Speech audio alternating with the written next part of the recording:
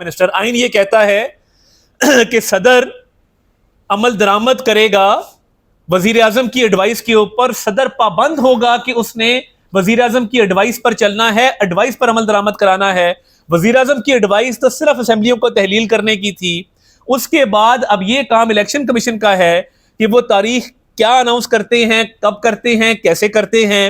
مردم شماری ہو گئی, مردم شماری کے بعد اب حلقہ بندیاں ہو رہی ہیں, ڈالر سٹیبل ہو رہا ہے, انویسٹمنٹ آ رہی ہے, پاکستان کے مسائل حل ہونے جا رہے ہیں. آپ نے دیکھا جیسے ہی کریک ڈاؤن ہوا یہ کرنسی ڈیلرز کے اوپر, پشاور کی مارکیٹ بند ہوئی, مختلف جو غیر قانونی ہنڈی حوالہ کے ذریعے پیسے بھیجے جا رہے تھے, منگوائے جا رہے تھے, وہ کاروبار بند ہوا, ڈالر سٹیبلائز ہو گیا. اب تحریک انصاف کو اور ان کے عبوری صدر کو فکر یہ ہے کہ اب پاکستان کو خدا نہ خواستہ ڈی سٹیبلائز کیسے کریں. اس کا اور کوئی طریقہ نہیں ملا, تو انہوں نے کہا کہ ہم الیکشن کی جو ہے وہ ڈیٹ اناؤنس کر دیں, اور الیکشن کی ڈیٹ اناؤنس کر کے سارے معاملے کو کھٹائی میں ڈال دیں. اور جو سٹاک مارکیٹ بہتر ہوئی ہے, ڈالر کا ریٹ گرا ہے, معیشت بہتری کی طرف جا رہی ہے, انویسٹمنٹ آ رہی ہے, اس معاملے کو بے یقینی کا شکار کر کے پاکستان کو دوبارہ سے جو ہے وہ غیر مستحکم ہم کر دیں. یہ ان کا کھیل ہے جو اب نہیں چلے گا. یہ بہت ہو چکا, آئی ایم ایف کی ڈیل ڈیلے کرنا, اس کو سیبوٹاج کرنا, غیر آئینی اقدامات اٹھانا. عبوری صدر باز رہیں. ان کو منسٹری آف لا کی طرف سے بھی ایڈوائس آ چکی ہے کہ الیکشن کمیشن نے ڈیٹ اناؤنس کرنی ہے. وہ ویسے بھی عبوری صدر ہیں, آئین اور قانون کے مطابق اب یہ ڈیٹ اناؤنس کرنے کے مجاز نہیں ہیں. کوئی بھی ایسا سٹیپ اٹھائیں گے جو پاکستان کے مفاد کے خلاف ہو, جو پاکستان کی سالمیت کے خلاف ہو, جو پاکستان کی معیشت کو نقصان پہنچائے, وہ قابل قبول نہیں ہوگا. اور میں حکومت سے بھی اپیل کرتا ہوں, الیکشن کمیشن سے بھی اپیل کرتا ہوں کہ آپ پابند نہیں ہیں صدر کے کسی ایسے اقدام پر عمل درآمد کے, کیونکہ صدر 9 ستمبر کے بعد ایک عبوری صدر ہیں اور ان کے پاس یہ اختیار ہی نہیں ہے کہ وہ کوئی الیکشن ڈیٹ اناؤنس کریں. یہ صرف اٹک میں بیٹھے ایک شخص کی وجہ سے, اس کی پارٹی کو ریوائیو کرنے کی وجہ سے, کیونکہ ان کا نریٹو نہیں ہے. ان کا نریٹو یہی ہے کہ معیشت خراب ہے. اگر ان کا نریٹو یہی ہے کہ معیشت خراب ہے تو ان کو بہتر معیشت سوٹ نہیں کرتی. اب بہتر معیشت ہونے جا رہی ہے تو یہ اب نیا جو ہے وہ تماشا لگانے جا رہے ہیں, کیونکہ ان کا نریٹو بہتر ہو اور یہ اپنے نریٹو کے بلبوتے پہ اپنی سپورٹ بیس کو بڑھائیں. یہ کام پاکستان کی سالمیت مفاد کے خلاف ہے, یہ کام مت کریں.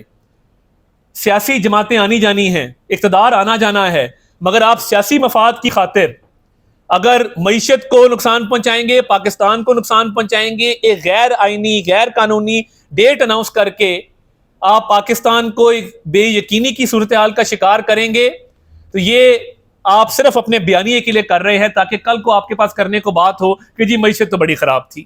4 سال آپ نے کیا کیا, پوری قوم نے دیکھا.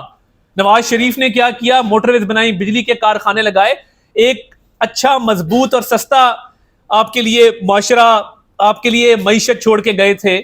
پرانا پاکستان بہت بہتر تھا 2018 کا.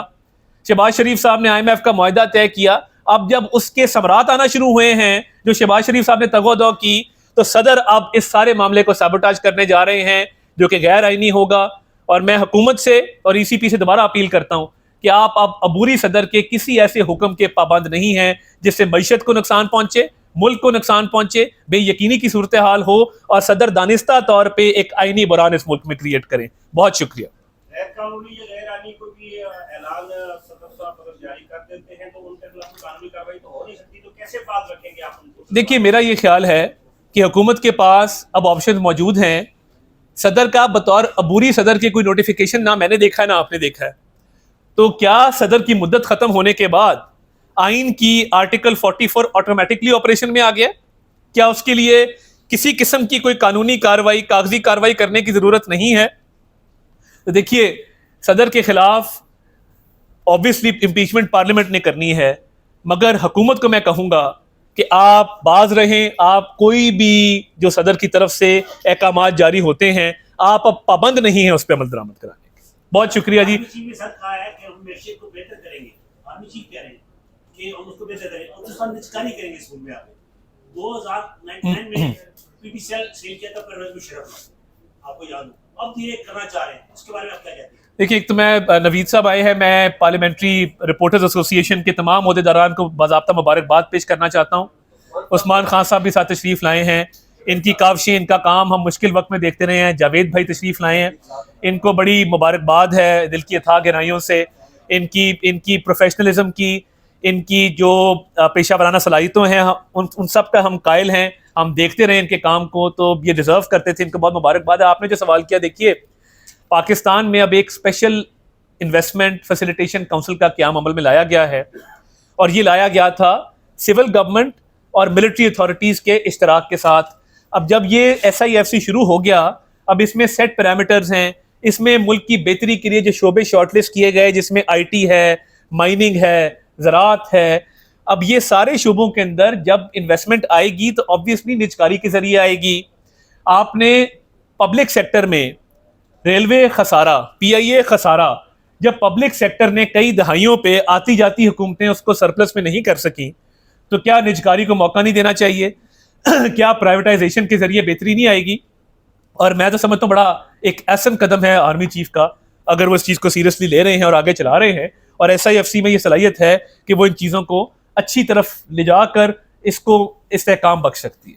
बहुत शुक्रिया जी। इरफान साहब, चीफ जस्टिस ममता बंगाल ने कहा है कि सुप्रीम कोर्ट को सियासी मामलात में उलझा के उनका वक्त ज़ाया किया गया, जो निपटाने का टारगेट था, इस वजह से वो भी नहीं निपटा सकी और सियासी मामलात में उलझाने की जिम्मेदारी आपके ऊपर डालती है। देखिए, मैं ये समझता हूँ कि एक शख्स जिसका फुल कोर्ट रेफरेंस का फैसला नहीं हो पा रहा, यानी जब आप रिटायर होते हैं ना तो आपको एक फुल कोर्ट रेफरेंस दिया जाता है, कितनी बदकिस्मती की बात है। और गुड टू सी यू का आज भी दफा किया। गुड टू सी यू पे मेरा एक ही सवाल है, कितने जिस्मानी रिमांड पे मुलजिमान को आपने बुला के गुड टू सी यू का आप कहते होंगे?